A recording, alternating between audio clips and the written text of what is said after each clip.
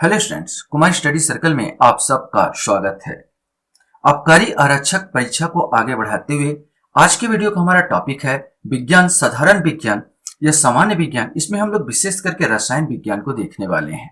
जो बच्चे मुझसे अभी जुड़ रहे हैं उनको बता देना चाहता हूँ, आप लोगों के लिए बहुत सारे ऐसे वीडियो मैंने बना लिए हैं। अगर आप मेरे पुराने वीडियो को देखना चाहते हैं तो मेरे चैनल के प्लेलिस्ट में जाएंगे, जिसमें आबकारी आरक्षक वाला प्लेलिस्ट दबाकर सारे वीडियो को देख सकते हैं। तो चलिए देर न करते हुए एक एक क्वेश्चन को हम लोग सॉल्व करने की कोशिश करते हैं।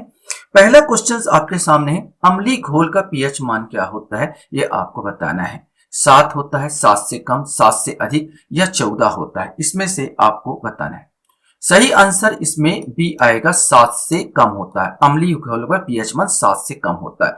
होता क्या है, एक स्केल होता है, सिंपल सा एक स्केल होता है जिसका पीएच मान 0 से लेकर 14 तक होता है। यहां पर मान लिया जाए 0 और ये लास्ट हो जाएगा 14 तक हो जाता है। अगर बीच में होगा आपका 7वां होगा। यहां पर 7 से जितना कम होगा वो होगा अम्लीय घोल। 7 से कम अम्लीय है, माइनस है तो अम्लीय है। 7 से ज्यादा घोल है तो वो हो जाएगा क्षारीय हो जाएगा। 7 है तो उदासीन। किसी भी अम्ल का क्षारीयता, ये जो स्केल है, किसी भी अम्ल का, किसी भी लिक्विड का ये क्षारीयता और अम्लता बताता है। वो क्षार है या अम्ल है ये बताएगा। अगर वो 7 है तो वो जो लिक्विड है वो उदासीन है। अगर 7 से अधिक है उसका मान तो क्षारीय हो जाएगा, और 7 से अगर कम है तो वो अम्लीय हो जाएगा। इस स्केल को सन 1919 में डेनिश के रसायन शास्त्री सोरेन पेडर लॉरिटेज सेरिनसेन, नाम था सोरेन पेडर लॉरिटेज सेरिनसेन, ने इसको विकसित किया था। यही इसका पीएच मान होता है। अक्सर पूछ देता है, इसलिए आपको जानकारी होनी चाहिए। मानव रक्त का पीएच मान होता है, ये आपको बताना है कि मानव रक्त का पीएच मान कितना होता है। 5.4, 6.2, 7.4 या 8.7। ये भी बहुत इंपॉर्टेंट क्वेश्चन जो आपसे पूछा जाता है। सही आंसर इसका सी आएगा। मानव रक्त का पीएच मान 7.4 के आसपास होता है। मतलब थोड़ा क्षारीय, थोड़ा सा सीठा टाइप का होगा, क्षारीय प्रकृति की इसमें आएगी, क्षारीय होता है।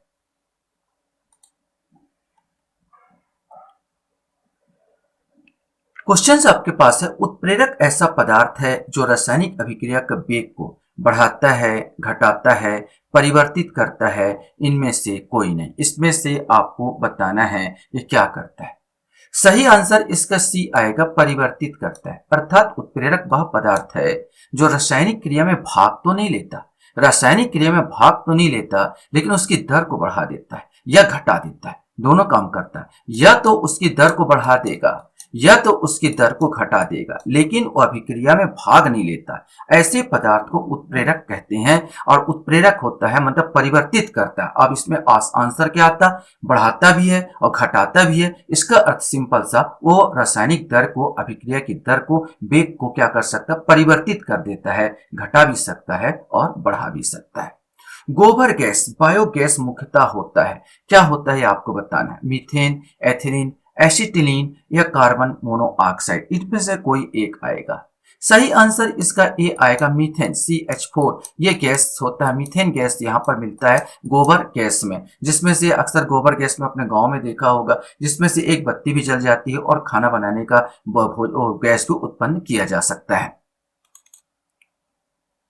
क्वेश्चन से अग्निशमन माने आग बुझाने वाले यंत्र। अग्निशमन में कौन सी गैस प्रयुक्त होती है। आग बुझाने वाला जो आपने देखा होगा लाल रंग का होता है, उसमें कौन सी गैस का प्रयोग किया जाता है, इसमें से आपको बताना। हीलियम है, कार्बन डाइऑक्साइड है, कार्बन मोनोऑक्साइड है या ऑक्सीजन है, इसमें से कोई एक आएगा। तो अग्निशमन गैस में विशेषकर कार्बन डाइऑक्साइड CO2 का उपयोग होता है। क्वेश्चन यहां पर है, सबसे भारी धातु है, ये आपको बताना है। चांदी, सोना, पारा या ओस्मियम। सबसे भारी धातु ओस्मियम आएगा। सबसे तन्य बोलेगा तो सोना आएगा। आघात वर्धनी माने आघात सहने वाला, ये सोना होता है। सबसे जो विद्युत का सुचालक, विद्युत का सबसे अच्छा चालक, वो होता है चांदी। यहीं पर बताने की कोशिश कर रहा हूं। यहाँ पर पारा एक ऐसा है जो लिक्विड अवस्था में, लेकिन धातु है। पारा धातु है लेकिन लिक्विड अवस्था में होती है। सबसे हल्की धातु इसमें से कौन सा है। मैग्नीशियम, एल्युमिनियम, प्लेटिनियम या लिथियम, इसमें से कोई एक आएगा। सही आंसर डी आएगा, सबसे हल्की धातु लिथियम होती है। भारी में ओस्मियम, हल्की में लिथियम। क्वेश्चंस आपके सामने है। पारा, पारे का मुख्य अयस्क क्या है ये आपको बताना है। सिनेबार, पाइराइट, बॉक्साइट, हेमेटाइट, इसमें से आपको बताना है कौन सा होगा। सही आंसर ए आएगा सिनेबार। सिनेबार पारे का मुख्य अयस्क होता है। पाइराइट कॉपर का होता है, बॉक्साइट एल्युमिनियम का होता है, हेमेटाइट लोहा का होता है। किस खनिज में रेडियम प्राप्त किया गया था? चूना, पिचब्लेंड, रूटाइल या हेमेटाइट, इसमें से आपको बताना है। सही आंसर बी आएगा पिच ब्लेंड से। पिच ब्लेंड जो है इस खनिज से रेडियम प्राप्त किया गया था। क्वेश्चन है, आजकल सड़क में रोशनी, आजकल सड़क में रोशनी में पीले लैंप बहुतायत में प्रयुक्त हो रहे हैं। इन लैंपों में निम्नलिखित में से किसका उपयोग होता है? सोडियम, नियॉन, हाइड्रोजन या नाइट्रोजन, इसमें से कोई एक आएगा। सही आंसर ए आएगा, इसमें सोडियम गैस का प्रयोग होता है। क्वेश्चन यहाँ पर आता है, साधारण नमक है, आपको बताना है सोडियम हाइड्रोक्साइड है, सोडियम कार्बोनेट, सोडियम बाइकार्बोनेट या सोडियम क्लोराइड, इसमें से एक आएगा। सही आंसर डी NaCl, जो हम लोग घर में खाते हैं वो है NaCl, sodium chloride, sodium chloride बोलते हैं। बेकिंग सोडा का रासायनिक नाम क्या है बताना है। Sodium carbonate, sodium bicarbonate, sodium chloride, potassium nitrate. बहुत बार इस क्वेश्चन को पूछा गया है कि बेकिंग सोडा, खाने वाला सोडा का रासायनिक नाम, खाने वाला सोडा का रासायनिक नाम सोडियम बाइकार्बोनेट है। सोडियम बाइकार्बोनेट, जिसको बेकिंग बेकिंग सोडा कहते हैं। सूत्र में भी कभी कभी पूछता है तो सूत्र याद रखेंगे, सोडियम NaHCO3, NaHCO3, ये इसका सूत्र आएगा। NaHCO3, मैं माउस से लिख रहा हूं तो थोड़ा सा कठिनाई हो सकता है। NaHCO3 सोडियम बाइकार्बोनेट इसको कहा जाता है। तो बेकिंग सोडा जब भी आपको याद करना होगा, एक सोडियम कार्बोनेट आता है और एक सोडियम बाइकार्बोनेट आगे आएगा। उसी क्वेश्चन बहुत पूछता है, तो आपको याद रखना है कि जब भी आपको बोलेगा खाने वाला सोडा या बेकिंग सोडा, खाना है तो खाना बनाने के लिए भाई बाई को बुलाना पड़ेगा, मेरे से खाना नहीं बनेगा, तो सोडियम बाइकार्बोनेट ऐसे याद करेंगे। सोडियम बाइकार्बोनेट बेकिंग सोडा, खाने वाले सोडे का रासायनिक नाम है NaCO3। यहीं पर मैंने बताया कि धावन सोडा, अब धोने वाला सोडा का आप बताओ कि धोने वाला सोडा का नाम, रासायनिक नाम आपको बताना है। सोडियम कार्बोनेट, सोडियम बाइकार्बोनेट, और सोडियम बाइकार्बोनेट अभी बता दिया, मैं तो खाने वाला सोडा है, ये तो आएगा नहीं। अब आएगा इसमें से पोटेशियम कार्बोनेट, पोटेशियम बाइकार्बोनेट, इसमें से आपको बताना है। तो धोने वाला जो सोडा होता है भी बहुत पूछता है, इसे सोडियम कार्बोनेट के नाम से जाना जाता है। सोडियम कार्बोनेट के नाम से इसको जाना जाता है। इसका सूत्र होता है Na2CO3, Na2CO3, इसका सूत्र होता है Na2CO3। और 10H2O, 10H2O यहाँ पर ये आपको याद रखना है। Na2CO3, थोड़ा सा दिक्कत हो रहा है मेरे को, Na2CO3 10H2O, ये इसका रासायनिक सूत्र होता है धावन सोडा का। बस याद रखना, धोना है तो मैं खुद धो लूंगा, बस 10 बाल्टी पानी चाहिए, H2 मैंने पानी 10 बाल्टी पानी चाहिए, तो ये सूत्र याद हो जाएगा Na2CO3। और अब अगर खाना बनाना है तो सोडियम बाई को बुलाना पड़ेगा, तो सोडियम बाइकार्बोनेट खाने वाला, और केवल सोडियम कार्बोनेट ये हो जाएगा धावन सोडा। ये बहुत ज्यादा पूछता है, इसलिए आपको पता होना चाहिए। क्वेश्चन हमारे सामने यहाँ पर आता है, डबल रोटी बनाने में प्रयुक्त किए जाने वाले बेकिंग सोडा क्या होता है, ये आपको बताना है कि बेकिंग सोडा जो होता है क्या होता है। वही आपने बता ही दिया, ये डबल रोटी में भी बेकिंग सोडा का प्रयोग किया जाता है। तो अभी आपने बताया सोडियम बाइकार्बोनेट, यही आएगा बेकिंग सोडा। अगर ऐसा भी क्वेश्चन पूछता है कि डबल रोटी में किसका उपयोग होता है, ये भी क्वेश्चन पूछे तो भी आपको पता होना चाहिए, बेकिंग सोडा या सोडियम बाइकार्बोनेट का प्रयोग किया जाता है डबल रोटी में। निम्नलिखित में से किस गैस को मार्स गैस के नाम से भी जाना जाता है? मीथेन, इथेन, एथिलीन या एसेटिलीन, ये आपको बताना है। सही आंसर इसका ये आएगा, मीथेन गैस को, मीथेन गैस को ही मार्स गैस के नाम से जाना जाता है। क्वेश्चन यहां पर आता है, LPG जो आपके घर में उपयोग होता है, liquid petrol gas, liquid petrol gas जो LPG में मुख्यतः क्या होता है? Methane, ethane, hexane, methane, ethane, नोनेन, methane, protein, protein या ब्यूटेन, इथेन, ब्यूटेन या हेक्सेन, इसमें से आपको बताना है कि मेन इसमें क्या होता है, ये आपको बताना है। सही आंसर इसका सी आएगा। इसमें मीथेन, प्रोपेन और ब्यूटेन होता है। और विशेष करके ये दोनों होते हैं, याद, प्रोपेन और ब्यूटेन, विशेष कर मीथेन तो होता ही है, तीनों का मिक्सर है, लेकिन सबसे ज्यादा प्रोपेन और ब्यूटेन होते हैं। कभी कभी ऐसे भी क्वेश्चन बनता है, मीथेन नहीं रहता है, इसमें से आपको बताना होता है। क्वेश्चन से कच्चे फलों को कृत्रिम रूप से पकाने के लिए प्रयोग में लाई जाने वाली गैस का नाम आपको बताना है। अमोनिया, एसिटिलीन, कार्बन मोनोऑक्साइड या एथाइलिन, इसमें से आपको बताना है कि क्या प्रयोग किया जाता है।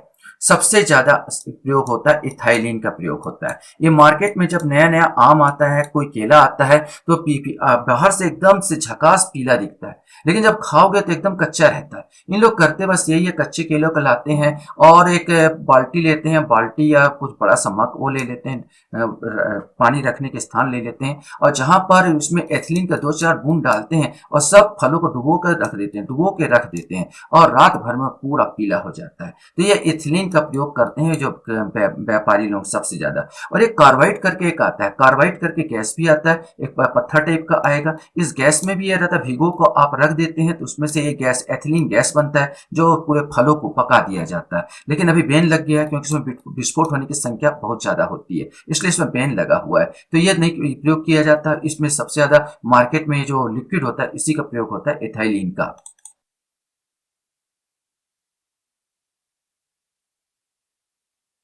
क्वेश्चन है, घरेलू फ्रिज में समानता कौन सा प्रशीतक उपयोग में लाया जाता है, ये आपको बताना है। नियॉन, ऑक्सीजन, नाइट्रोजन या फ्रियान, इसमें से कोई एक आएगा।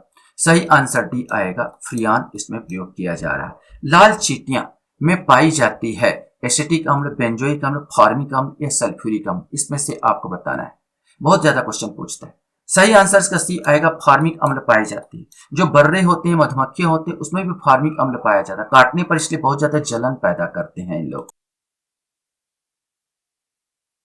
क्वेश्चंस आता है, नींबू खट्टा किस कारण से होता है, या नींबू में क्या पाया जाता है, बहुत बार क्वेश्चन पूछा गया है। हाइड्रोक्लोरिक अम्ल, साइट्रिक अम्ल, एसिटिक अम्ल या टार्टरिक अम्ल, इसमें से आपको बताना है। सही आंसर, नींबू जैसे खट्टे फलों में आपको साइट्रिक अम्ल देखने को मिलेगा, साइट्रिक अम्ल मिलेगा। टमाटर में भी साइट्रिक अम्ल, संतरा, मौसम्बी, नींबू जैसे जितने भी वो उसके कैटेगरी में आते हैं, सब साइट्रिक अम्ल पाया जाता है। एक क्वेश्चन और यहाँ पर इंपॉर्टेंट है, इमली में कौन सा अम्ल पाया जाता है, उसमें साइट्रिक अम्ल नहीं मिलेगा इमली में। एसिटिक अम्ल, साइट्रिक अम्ल, टार्टरिक अम्ल या ऑक्सैलिक अम्ल, इसमें से आपको बताना है। सही आंसर, इमली में टार्टरिक अम्ल पाया जाता है। खाद्य पदार्थों को परिरक्षण हेतु निम्नलिखित में से कौन सा पदार्थ प्रयुक्त होता है, सोडियम कार्बोनेट, एसिटिक अम्ल, बेंजोइक अम्ल या सोडियम क्लोराइड, इसमें से आपको बताना है। सही आंसर, बेंजोइक अम्ल का प्रयोग किया जाता है। जो भी आप देखते हो बेंजोइक अम्ल, जैसे आप वो ले जो केचप लेते हो तो केचप में भी थोड़ा सा हल्के से गंध आएगा, चाहे टमाटर केचप लो, कोई भी केचप लो, इसमें बेंजोइक अम्ल दबा होता है जिसके कारण वो सड़ता नहीं है, लेकिन हल्का सा दुर्गंध सा आता है। क्वेश्चन है, मानव निर्मित प्रथम कृत्रिम रेशा था, ये आपको बताना। मानव निर्मित प्रथम कृत्रिम रेशा कौन सा था, ये आपको बताना। रेयान, नायलॉन, पॉलिस्टर या टेरिकॉट, सही आंसर ए आएगा, मानव निर्मित प्रथम कृत्रिम रेशा रेयान था। पीतल में होता है, ये मिश्रित धातु है पीतल, इसमें बताना है क्या मिलाते हैं पीतल में। तांबा व टीन, तांबा व जस्ता, तांबा एल्युमिनियम, तांबा व सोना, इसमें से आपको बताना है कि पीतल किससे बनता है। सही आंसर इसका बी आएगा, तांबा और जस्ता। तांबा और जस्ता आप मिलाओगे तो पीतल बन जाएगा, तांबा और टीन बनाओगे तो कांसा बन जाएगा। जो कांसे की बर्तन आती है, घंटियां बनती है, ये तांबा और टीन मिलाया जाता है। और पीतल आपने देखा हो घर में बर्तन होंगे, तांबा और जस्ता मिलाया जाता है। गैल्वेनीकृत लोहे पर लेप होती है, इसमें बताना है गैल्वेनीकृत लोहे पर लेप किसका होता है, एल्युमिनियम का, गैलेना का, चांदी का या जस्ते का, इसमें से कोई एक। सही आंसर इसका डी आएगा, जस्ते का इसमें लेप होता है। ये भी बहुत कॉमन क्वेश्चन है, बहुत बार क्वेश्चन पूछा गया। स्टेनलेस स्टील मिश्र धातु है, आपको इसमें से बताना है कौन सा इसके अंतर्गत आएगा। मिश्र धातु, लोहा, क्रोमियम, यसद माने पारा एवं कार्बन, यसद माने पारा याद रखेंगे। लोहा, टीन, मैग्नीज, यसद, लोहा, क्रोमियम, मैग्नीज एवं कार्बन, लोहा, निकिल, यसद एवं टीन। ये जो यसद है ये तो पारा, तो ये तो आएगा ही नहीं, ये सब चीजें इसमें तो आएगा नहीं। मेन इसमें लोहा, क्रोमियम, मैग्नीज और कार्बन। लोहा, क्रोमियम, मैग्नीज और कार्बन पाया जाता है स्टेनलेस स्टील में, ये याद रखें। कार्बन मिलाने से उसमें जंग नहीं लगता। पेंसिल का लेड होता है, कॉमन क्वेश्चन। ग्रेफाइट का, चारकोल का, लैम्प ब्लैक का या कोयले का, इसमें से कोई एक आएगा। पेंसिल का लेड जो होता है ग्रेफाइट का बना होता है।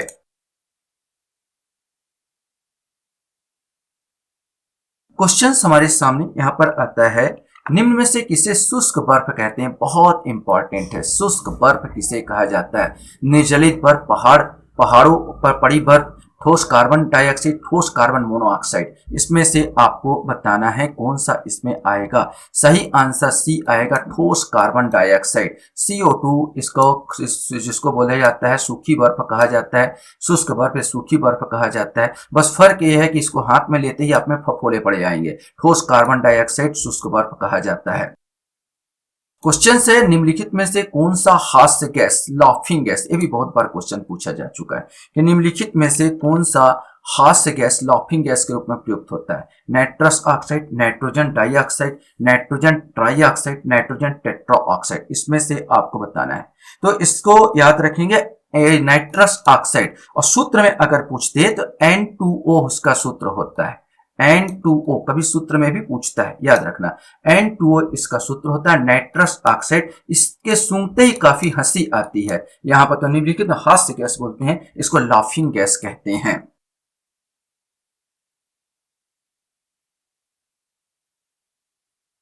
क्वेश्चन से, वायु भरे गुब्बारों में हीलियम को हाइड्रोजन की अपेक्षा वरीयता दी जाती है क्योंकि अपेक्षाकृत सस्ता है, अपेक्षाकृत कम घना होता है, अपेक्षाकृत अधिक उठाने की शक्ति रखता है, वायु के साथ विस्फोटक मिश्रण नहीं बनाता। इसमें से आपको बताना है।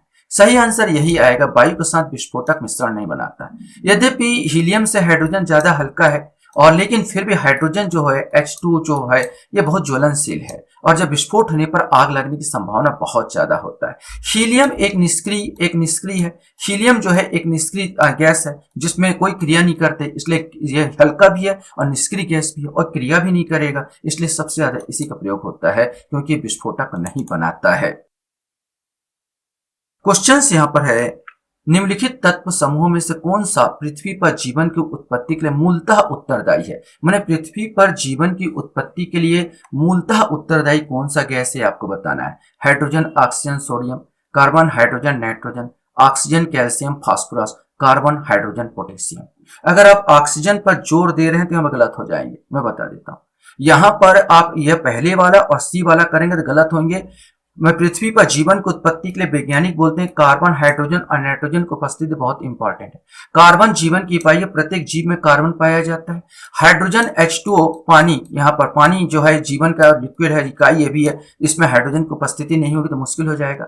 नाइट्रोजन जिसमें प्रोटीन होता है, जिसमें जीवन DNA RNA जो भी बना, जीवन का जो मेन चीज है प्रोटीन होता है, कोशिका बनता है, यह नाइट्रोजन से ही बनता है। ये तीन चीज इंपॉर्टेंट है पृथ्वी की उत्पत्ति के लिए। वैज्ञानिक कहते हैं जब फोटोसिंथेसिस अर्थात प्रकाश संश्लेषण की जब क्रिया हुई तब यहाँ पर ऑक्सीजन आ गया। माने ऑक्सीजन पहले से विद्यमान नहीं था।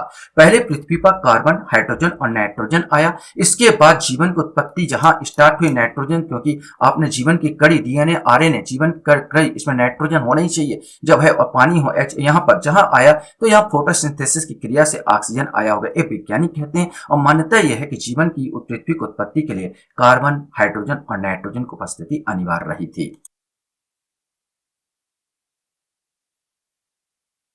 क्वेश्चन से, निम्नलिखित अम्लों में से किसको बेकिंग पाउडर के निर्माण में उपयोग करते हैं? तो अभी तो ये हमने क्या बेकिंग पाउडर हमने जाना, लेकिन बेकिंग पाउडर बनाने में किसका उपयोग होता है ये क्वेश्चन है। ऑक्जेलिक अम्ल, लैक्टिक अम्ल, टार्टरिक अम्ल या बेंजोइक अम्ल, इसमें से कोई एक। सही आंसर इसका सी आएगा, टार्टरिक अम्ल। इंडियन गैस LPG एक मिश्रण है। अब देखो मैंने क्वेश्चन पहले ही बताया था, कभी भी दो चीजों को पूछा जाता है। अब दो चीज मैंने बता दिया, आपको याद रहा होगा, फट से आप बताइए कौन सा होगा। तो सही है ब्यूटेन और प्रोपेन। मीथेन, ब्यूटेन और प्रोपेन, तो मीथेन को कभी कभी नहीं शामिल करते, ब्यूटेन और प्रोपेन मस्ट है, ये चाहिए ही चाहिए। ब्यूटेन और प्रोपेन का मिश्रण होता है।